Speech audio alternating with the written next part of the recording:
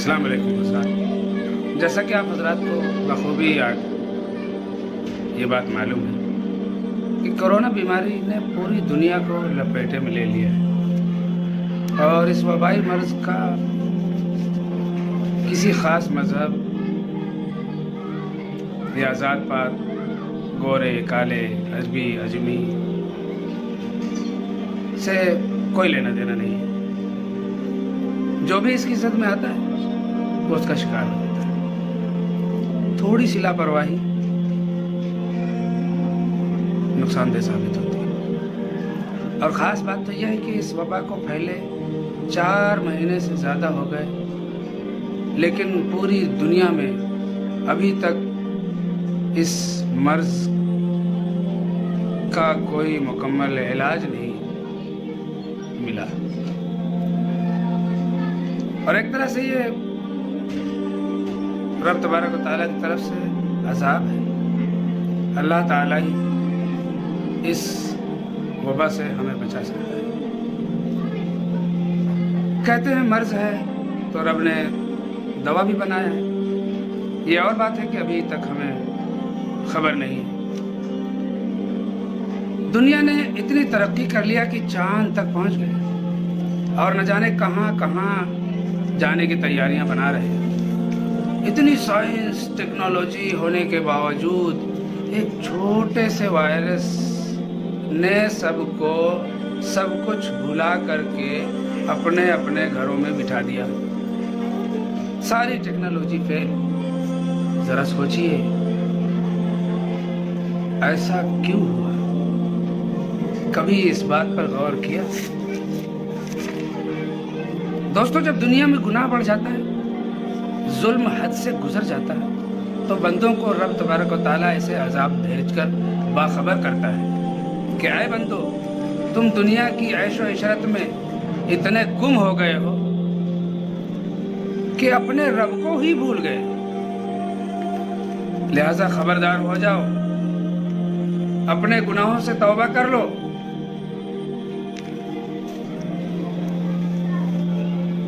नहीं तो देख लो, तुमने इतनी तरक्की करके ये सोचा कि अब जो भी हूँ बस मैं ही हूँ, लेकिन मैंने छोटा सा, बिल्कुल छोटा सा एक अजाब भेज करके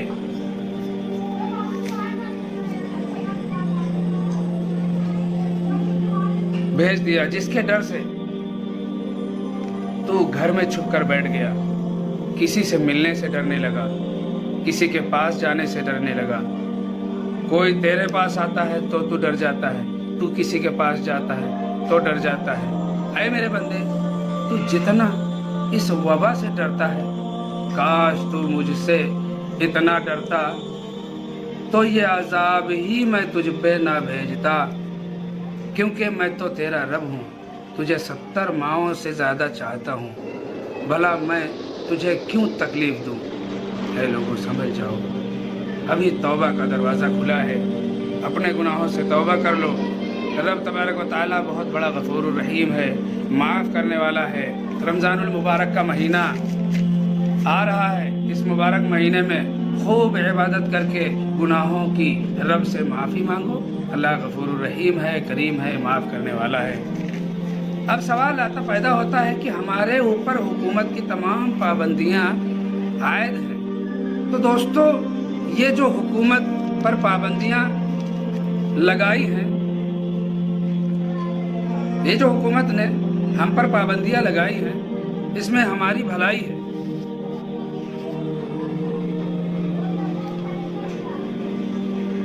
और हुकूमत का कोई ऐसा फैसला जिसमें आवाम की भलाई हो, उसे मानना हमारा फर्ज है, क्योंकि हुब्बुल वतनी को नबी ने फ़र्ज करार दिया है मोमिन के लिए। हाँ, हुकूमत की ऐसी कोई पॉलिसी जो इस्लाम के खिलाफ है, उसे हम ना माने, उसे हमें नहीं मानना चाहिए। लेकिन जो हमारे फ़ायदे के तय है, उसे हमें मानना बहुत ज़रूरी है। उस कानून का हमें पालन करना चाहिए, उस कानून की हमें पूरी तरीके से जो है ख्याल रखना चाहिए। अब हम नमाज के लिए मस्जिद जाते हैं तो कानून की पाबंदियां टूटती हैं, जिससे हमको हुकूमत की तरफ से नुकसान भी पहुंच सकता है। लिहाजा हमें चाहिए कि हम अपने घरों को मस्जिद बना लें और घर पर ही 5 वक्ता नमाज और तरावीह अपने बच्चों के साथ पढ़ें। अगर हो सके तो आपके घर में अगर 2-4 लोग हैं तो जमात बना लें, लेकिन ख्याल रहे सिर्फ जो आपके घर में रहने वाले लोग हैं वही लोग जमात बनाएं, बाहरी किसी को शामिल ना करें। इससे सोशल डिस्टेंस का मसला है वो ख़त्म हो जाएगा, क्योंकि ये मर्ज़ लोगों से मिलने से एक दूसरे तक पहुंच जाता है। लिहाजा सोशल डिस्टेंस का पूरा ख्याल रखें। अब मसला आता है तरावीह कैसे पढ़ें। तो दोस्तों, मैं आपको बिल्कुल आसान तरीके से समझाने की कोशिश करता हूँ। इंशाल्लाह आपको मेरी बातें समझ में आएंगी।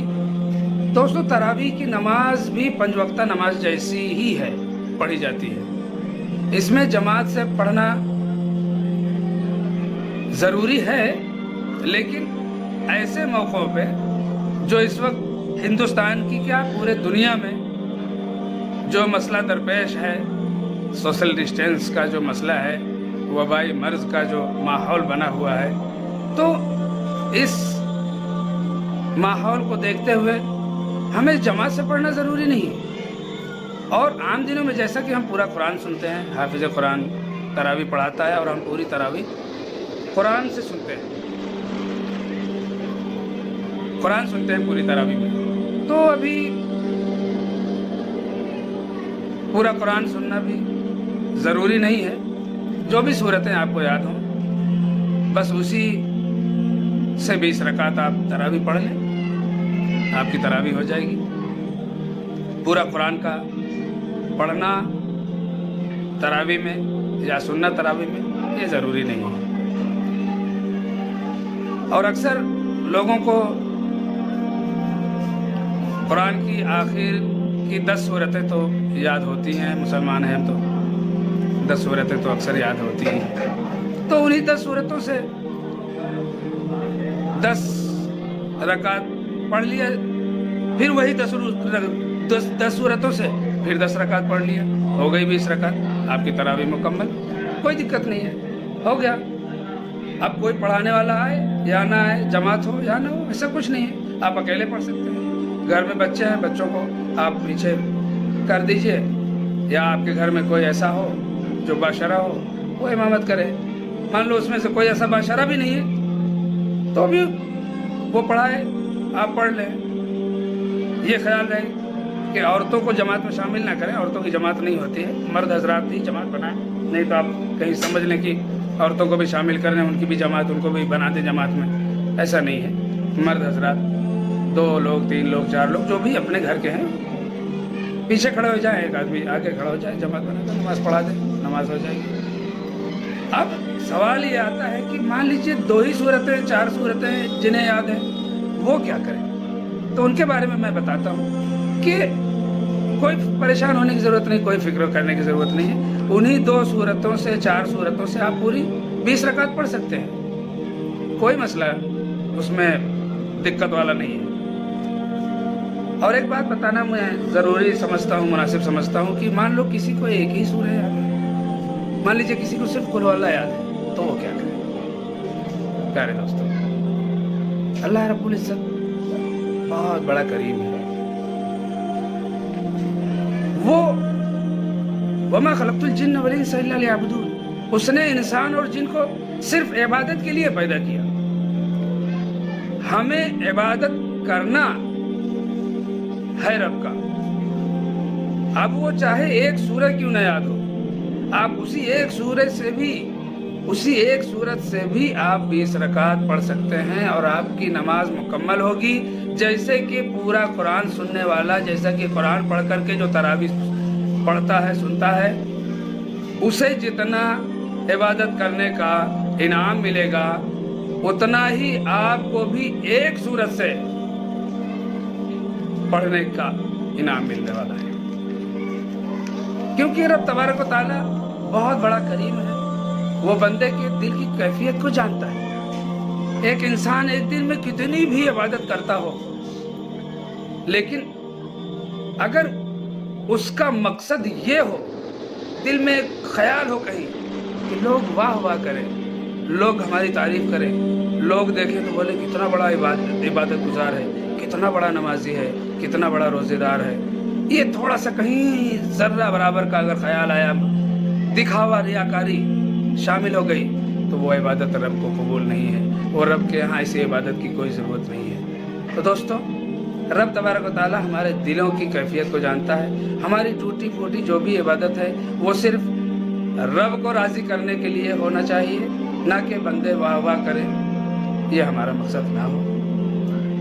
وہ رب کو وہ ادا بہت پسند ہے جب بندہ سجدے کی حالت میں اپنے رب کے سامنے ہوتا ہے، اور یہ حق، بس یہی تو بندگی ہے، بندہ رب کے سامنے اپنا سر جھکا دے، اور یہ حق صرف رب کا ہے۔